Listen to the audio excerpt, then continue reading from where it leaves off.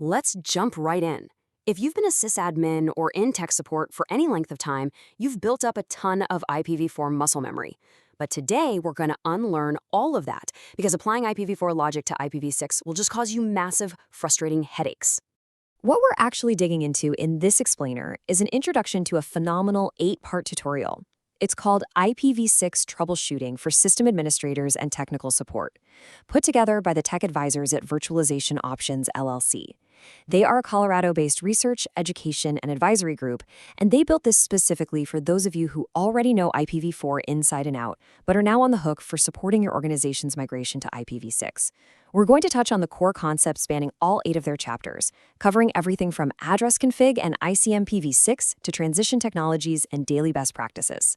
So here is our roadmap. First, unlearning IPv4. Second, address configuration. Third, the role of ICMPv6.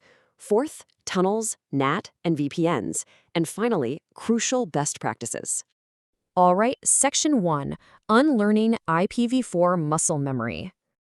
Now, treating IPv6 like just a supersized version of IPv4 is a guaranteed recipe for failure. It's a fundamentally different protocol. This comparison really highlights the paradigm shift. In IPv4, we're so used to pinging the broadcast address to see what's out there, right? Well, in IPv6, broadcast is literally dead. It's completely replaced by multicast. Plus, because basically every single device can be globally routable, your whole approach to firewall design has to pivot. NAT is no longer your default security blanket. And you'll see things like this: a link local, a global unicast, and a privacy address all stacked on one single interface. If you saw this in IPv4, you'd probably assume something is horribly misconfigured. But in IPv6, it's not a glitch at all. It's completely normal by design.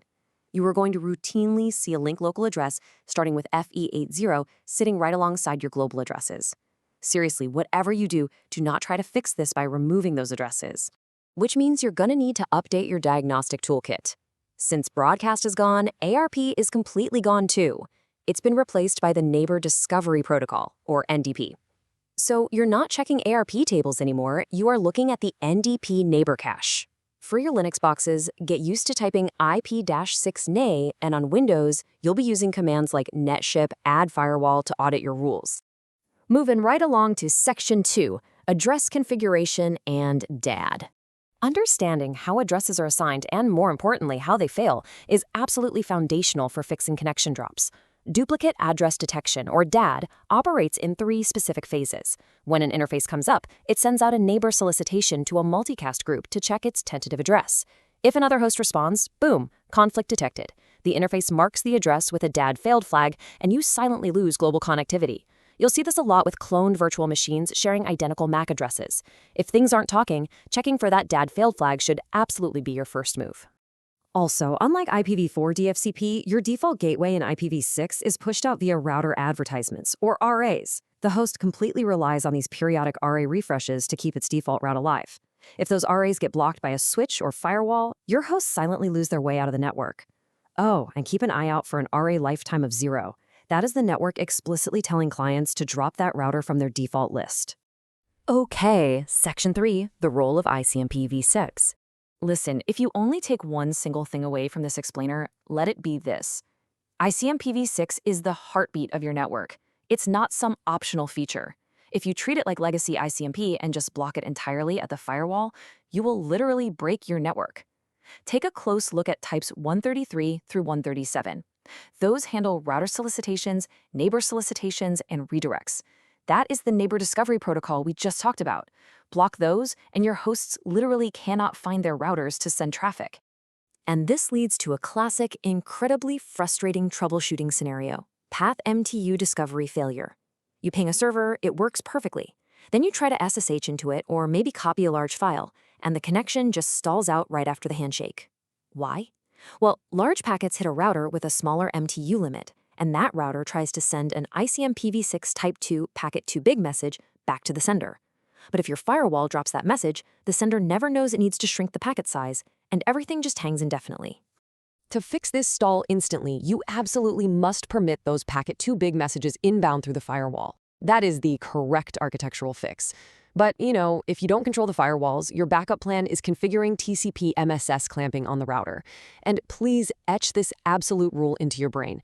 The minimum IPv6 MTU is 1280 bytes. Never, ever configure it lower than 1280, or things will fail in bizarre, totally unpredictable ways.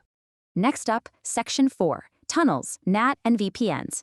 So let's talk about the messy reality of dual stack transition technologies. Middle boxes like NAT64 and DNS64 are a necessary evil right now, but they introduce totally unique failure points. They work together to let modern IPv6 clients talk to legacy IPv4 servers. DNS64 basically synthesizes a special AAA record, prepending a NAT64 prefix to the IPv4 address, and then the NAT64 gateway translates it on the fly. But here is the catch. The most frustrating failure point happens when developers just hard code an IPv4 address right into their application. If an app tries to connect to 1.2.3.4 directly, instead of using a hostname, there is no DNS lookup. And no DNS lookup means no DNS64 synthesis, which means the traffic completely bypasses the NAT64 gateway and the app just fails entirely. We also have to talk about VPNs.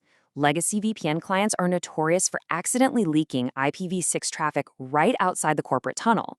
If the client doesn't explicitly grab the IPv6 traffic, it bypasses the VPN, exposing the user's real IP and completely sidestepping your corporate security policies. Some VPNs will just block IPv6 but won't tunnel it, causing endless application timeouts. You really have to explicitly configure your VPNs to either route IPv6 securely through the tunnel or explicitly disable it on the client side. Finally, Section 5, Crucial Best Practices.